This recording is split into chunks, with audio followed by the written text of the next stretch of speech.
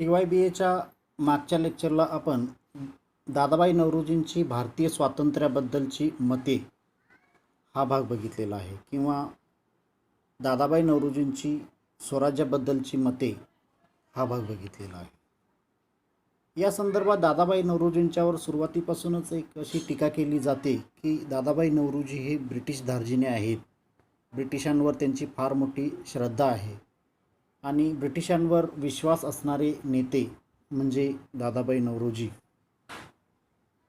परंतु दादाबाई नौरोजींच्या विचारांवर आपण जर नजर टाकली तर अर्थातच ते सुरुवातीच्या कालावधीमध्ये ब्रिटिशांवर श्रद्धा असणारे नेते होते आणि त्यांनी त्यामुळंच ब्रिटिश राज्याला दैवी राज्य असं सुद्धा त्याचा उल्लेख केलेला आहे. म्हणजे देवाच्या इच्छेनंच भारतामध्ये ब्रिटिश राज्याची स्थापना झाली आणि येथे ब्रिटिशांनी राज्य करावं ही देवाचीच एक इच्छा होती.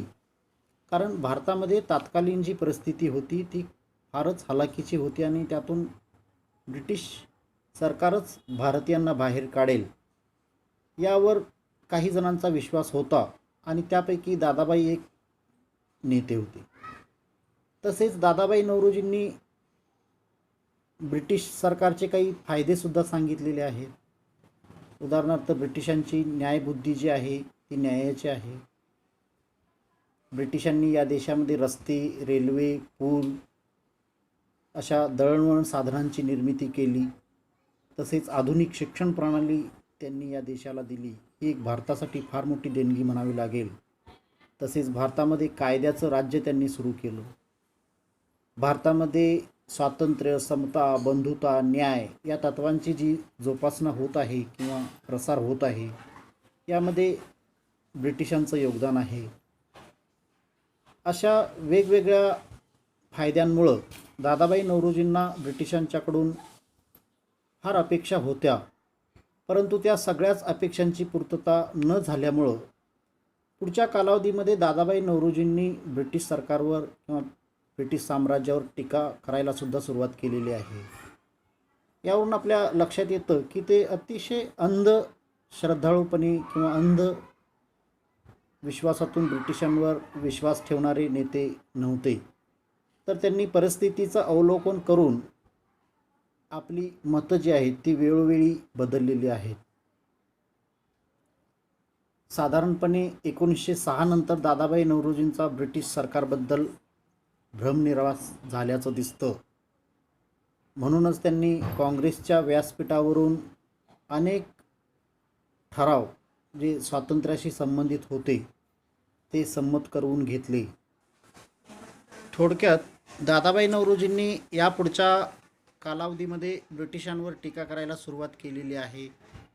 त्या संदर्भात त्यांनी ड्रेन थिअरी हा एक महत्त्वाचा सिद्धांत पण मांडला आणि त्याद्वारे त्यांनी दाखवून दिलं की ब्रिटिश या देशाची कशा पद्धतीनं आर्थिक लूट करत आहेत, दुहेरी लूट कशा पद्धतीनं होत आहे आणि यामुळं त्यांनी स्वयंशासन किंवा प्रातिनिधिक शासन अशा शासन पद्धतीची मागणी केली आणि टप्प्याटप्प्यानं ब्रिटिशांनी भारताला स्वातंत्र्य द्यावं अशी भूमिका मांडली. इथून पुढच्या कालावधीमध्ये दादाबाई नौरोजींनी अनेक चळवळी केलेल्या आहेत आणि या सर्व चळवळी त्यांनी अतिशय सनदशीर मार्गानं केल्या आणि या लेक्चरला आपण तेच बघणार आहे की दादाबाई नौरोजींची सनदशीर चळवळ हा विद्यापीठानं आपल्याला सिलेबसला दिलेला भाग आहे. दादाबाई नौरोजींची सनदशीर चळवळ. दादाबाई नौरोजींची सनदशीर चळवळ बघण्यापूर्वी आपल्याला सनदशीर चळवळीचा अर्थ समजून घ्यावा लागेल. सनदशीर चळवळ म्हणजे काय? तर दादाबाई नौरोजींच्या मते आपण कोणत्याही कायद्याचं उल्लंघन न करता, कोणत्याही हिंसात्मक मार्गांचा अवलंब न करता आपल्या ज्या काही मागण्या आहेत, आपले जे काही प्रश्न आहेत, समस्या आहेत ते ब्रिटिशांच्याकडं आपण मांडले पाहिजेत. त्यासाठी अर्ज, विनंत्या, चर्चा या मार्गांचा आपण अवलंब करायला पाहिजे. कोणत्याही परिस्थितीमध्ये अहिंसात्मक मार्गांचा वापर करायचा नाही यालाच दादाबाई नौरोजींची सनदशीर चळवळ असं म्हणतात. दादाबाई नौरोजींच्या मते भारतामध्ये राजकीय सुधारणांची मागणी असो अथवा स्वयंशासनाची मागणी असो, भारतातील राजकीय चळवळ नेहमी सनदशीर मार्गाने चालावी असा त्यांचा आग्रह होता. दादाबाईंनी ब्रिटिशांच्याकडे सुरुवातीला स्वयंशासनाचीच मागणी केलेली आहे. स्वयंशासन म्हणजे ब्रिटिशांनी महत्त्वाचे विषय आपल्याकडे ठेवून बाकीच्या विषयांमध्ये भारतीयांच्याकडं सत्ता सोपवावी किंवा भारतीयांना सत्तेमध्ये सहभागी करून घ्यावं. याच्यामध्ये अर्थ, चलन, दळणवळण, संरक्षण इत्यादी जे काही महत्त्वाचे विषय असतील ते ब्रिटिशांनी हाताळावेत आणि अंतर्गत कारभाराच्या दृष्टीनं जे काही विषय असतील ते भारतीयांकडं सोपवावेत किंवा त्यामध्ये भारतीयांना सामील करून घ्यावं, अशी ही स्वयंशासनाची मागणी त्यांनी ब्रिटिशांच्याकडं लावून धरली होती.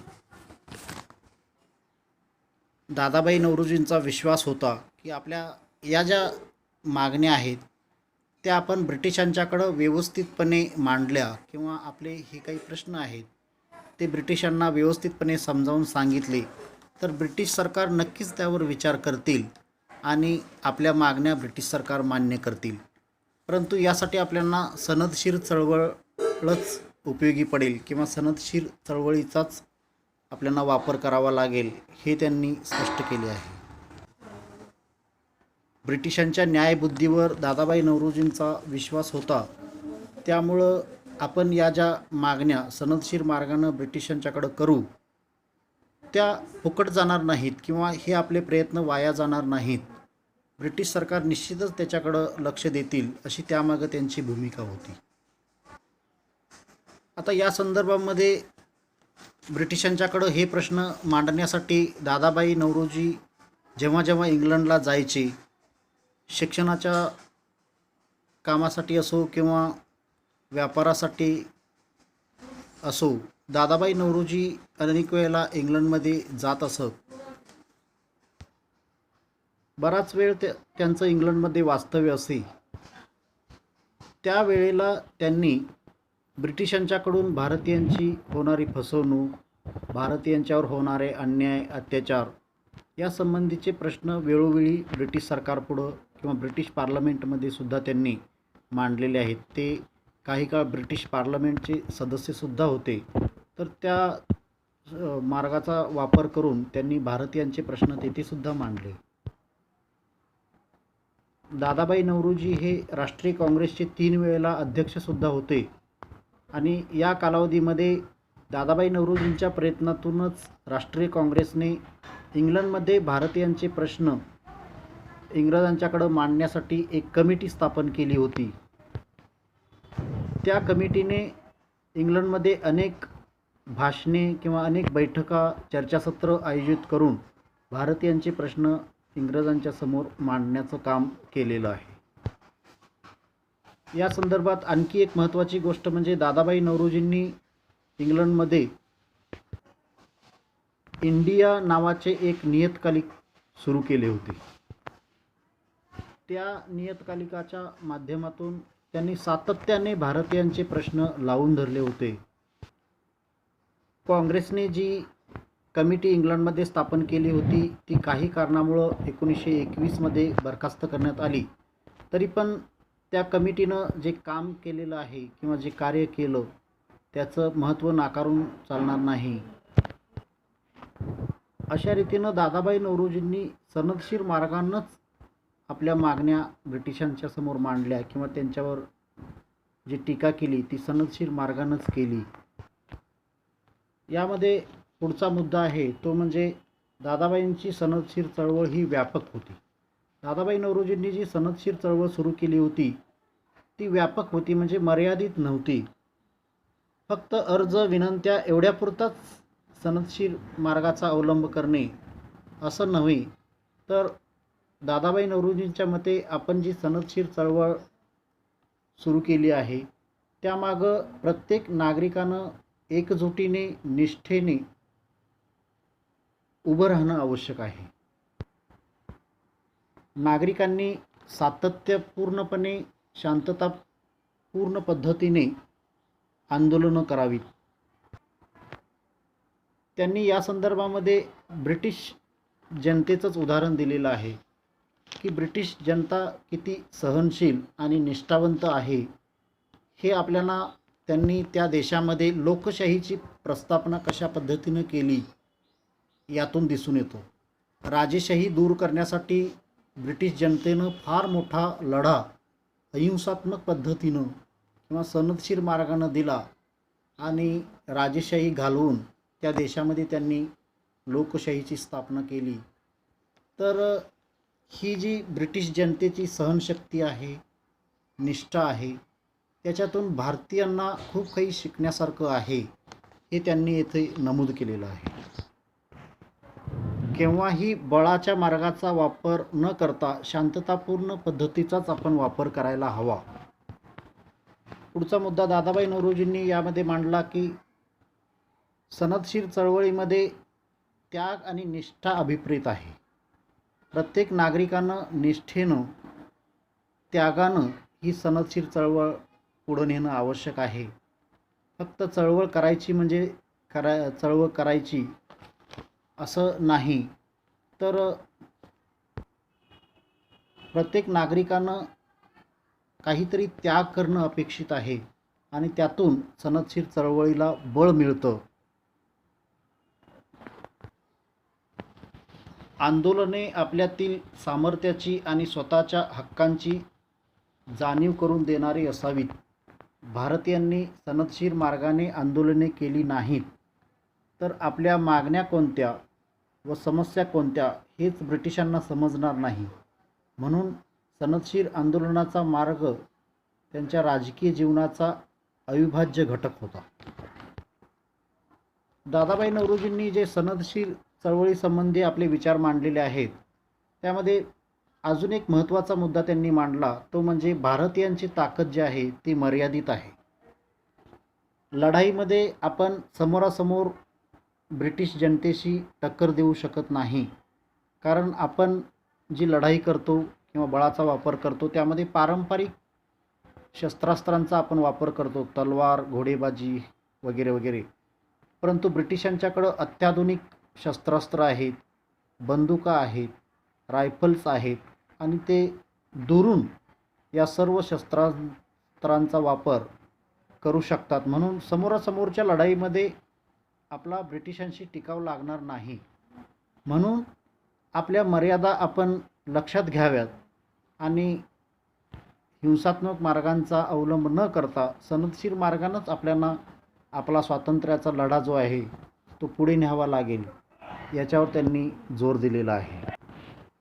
दादाभाई नौरोजींची अशी धारणा होती की शक्तिशाली ब्रिटिशांशी सशस्त्र उठाव करण्याची ताकद अजूनपर्यंत भारतीयांमध्ये आलेली नाही. म्हणून आपण आपल्या अपेक्षित मागण्या व ध्येयप्राप्तीसाठी सनदशीर मार्गांचाच वापर करायला हवा. तोच एकमेव मार्ग आहे. म्हणूनच दादाभाई नौरोजी नेहमी म्हणत, आंदोलने करा, संपूर्ण भारताच्या कानाकोपऱ्यात आंदोलने करा आणि त्यातून आपली ताकद आपण ब्रिटिशांना दाखवून द्यायला हवी. दादाभाई नौरोजींची अशी धारणा होती की हिंसेच्या मार्गाने आपण आजपर्यंत कोणतीही महत्त्वाची अशी समस्या सोडवू शकलेलो नाही. म्हणून हिंसात्मक मार्गांचा त्याग करायला पाहिजे. आजपर्यंत हिंसात्मक मार्गाने कोणताही प्रश्न सुटलेला नाही. असं असताना जर भारतीयांनी पुन्हा पुन्हा तीच चूक केली आणि हिंसात्मक मार्गांचा आपण वापर केला तर ती आपल्यासाठी घातक गोष्ट ठरेल. म्हणून आपण सनदशीर चळवळ जी आहे याच्यावरच जोर द्यायला हवा. दादाभाई नौरोजींनी वेळोवेळी नमूद केलेलं आहे की आपण हिंसात्मक मार्गांचा कदापिही वापर करायला नको. या संदर्भामध्ये त्यांच्यावर काही टीकाही झालेली आहे. हिडरसन नावाचे एक मार्क्सवादी ब्रिटिश विचारवंत होते. त्यांनी दादाभाई नौरोजींना सल्ला दिला की दादाभाई नौरोजींनी आंदोलनाची त्यांची जी पद्धती आहे ती बदलायला पाहिजे. पण दादाबाई नौरोजींनी हा सल्ला कदापिही मांडला नाही आणि आपला शांततेचा मार्ग व ब्रिटिशांवरील विश्वास यामुळे दोन्ही देशांना त्याचा फायदा झाला आहे. ब्रिटिशांशी आलेला हिंदुस्थानी जनतेचा संबंध पूर्णपणे तोडून न टाकता कायम ठेवावेत अशी दादाबाई नौरोजींची भूमिका होती. दादाबाई नौरोजींच्या सनदशीर विचारामध्ये पुढचा एक महत्त्वाचा मुद्दा आहे, तो म्हणजे दादाबाईंची सनदशीर चळवळीचं स्वरूप जे आहे ते कसं होतं हे आपल्याला बघणं आवश्यक आहे. दादाबाईंची सनदशीर चळवळ त्यांच्या समकालीन न्यायमूर्ती गोखले, फिरोजशाह मेहता यांच्या सनदशीर चळवळीपेक्षा वेगळी होती. स्वदेशी व बहिष्कार ही सनदशीर चळवळ असल्याचे दादाबाईंचे मत होते. इतर सनदशीर नेत्यांना बहिष्कार हा थोडासा जहाल मार्ग वाटत होता, पण दादाबाई नौरोजी त्यांच्याशी सहमत नव्हते. दादाबाईंचा बहिष्कार, स्वदेशी व स्वयंशासनाची मागणी यामुळे दादाबाई हे जहाल मतवादाच्या जवळ आलेले दिसतात अशी त्यांच्यावर एक टीका झाली. म्हणूनच जहाल मतवादाच्या अधिक जवळ गेलेले मवाळ नेते असे दादाबाईंच्या सनदशीर चळवळीचे वर्णन केले जाते ते योग्य आहे. थोडक्यात दादाबाईंची सनदशीर चळवळ व तिचा मार्ग अतिशय काटेरी होता, तरी त्यांनी हिमतीने त्यातून मार्गक्रमण केले. त्यामुळेच ते आधुनिक नेत्यांना गुरुस्थानी होते. म्हणूनच त्यांना भारताचे पितामह असे संबोधले जाते.